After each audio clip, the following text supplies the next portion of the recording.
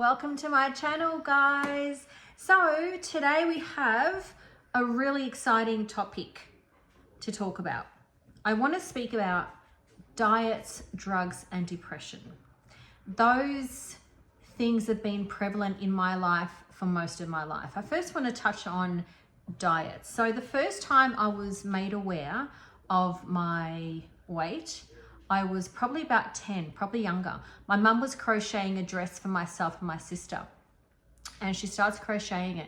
And I think she'd done my sister's dress first, and she had crocheted the dress, and they were very similar except for one detail that my sister had that I didn't. She had like this frill around her waist. And I said to my mum, "Oh, I want a frill around my one too. Can you do that for me?" And she said, "Oh no, that'll make you look fat." Yeah, that's what she said. So I was like, oh, okay.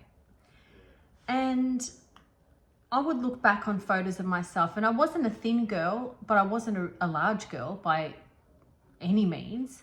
I was just a little bit chunkier. And I remember just a few things that were said along the way, and it was always about my weight. I remember another time I was in a playground and a little girl called me fat pig. And I was just like, what's happening here? So I was very conscious of my body at a very young age. And as I grew, my hunger for food, my appetite just increased and got bigger and bigger and bigger. When I was growing up, we had no education about food and nutrition, and we used to eat whatever. And I had started off being a normal weight, and then around 15 to 16, I just ballooned. And I remember the day that I binge ate. I was upset about something, and I couldn't talk to anyone about it because I had nobody. My parents didn't know English, and there was really no one for me to talk to. So I specifically remember where I was, in the kitchen, and I just went through the fridge, went through the cupboard, and just shoveled food down, shoveled. What was I doing? I was shoveling my emotions down. I had no one to talk to.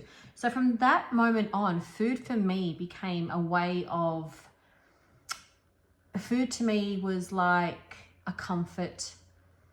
And whenever I'd get a little bit stressed or emotional, I would use food as my comfort.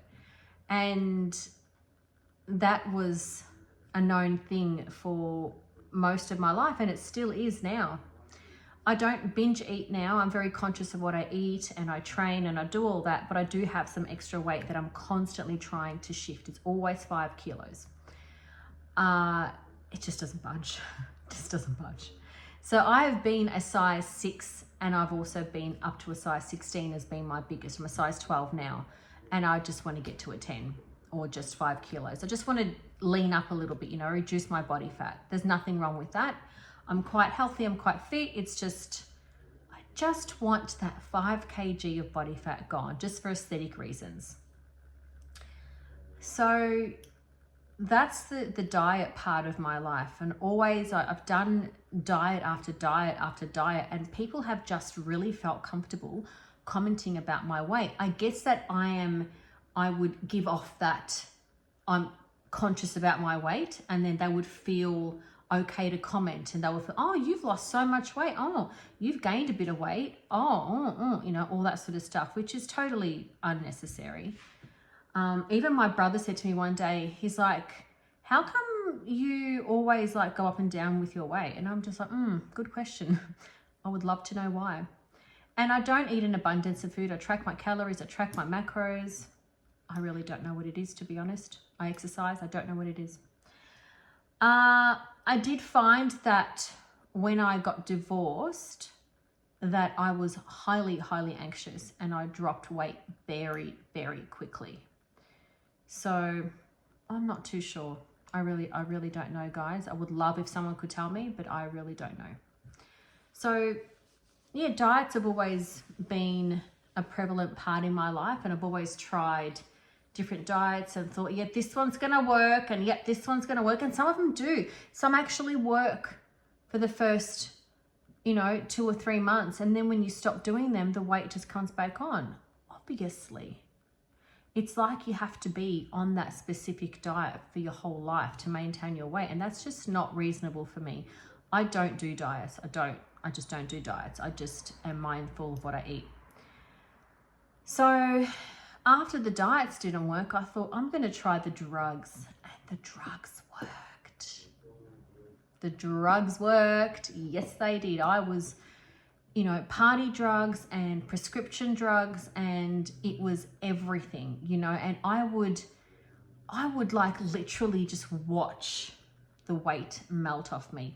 And it wasn't just fat, it was actually fat and muscle. But I was skinny. Yeah, I was skinny, and I was finally at a point where I wanted to be. Then when I stopped the drugs, the weight came piling back on. And it was that thing. You've got to be on the drugs forever if you want your weight to be that way. So I tried it, and I couldn't sustain the drug use. So I went to an extreme, and I started exercising for hours on end and just consuming very little calories, like 1,000 calories a day. And then I would lose the weight again. And I'm like, yay, okay, so this is what I have to do. I have to eat 1,000 calories a day and do 3 hours of exercise, and then I will be happy with my weight. But that wasn't sustainable. It's just not sustainable. I was feeling dizzy in the morning. I'll be passing out during the day. It wasn't working. So the weight piled back on. I was just at a fucking loss, So then the weight piled back on, then the depression came. So I was severely depressed after all of that. You can imagine the depression that I went through. I mean, I went through some depression that I was suicidal, and there were a couple occasions that I did try to commit suicide, and I was so goddamn depressed that there was a point in my life that I don't think I didn't cry. I think I cried daily for about 2 years, you know, and it was so hard for me to keep it together. You know, I had thrashed my mind, I had thrashed my body my entire life. I had never given myself the love that I deserved. And I think that's where the dieting and the drugs came in, because I could never love me, because I was never shown how to love me. And guys, you know, this is what happens when we don't love ourselves. We fall into these traps of, oh, if I'm skinnier, then I'll be more lovable, you know, and if I look a certain way, then people would love me. But it doesn't work like that, because you've got to love you. And that's what I'm still working on today.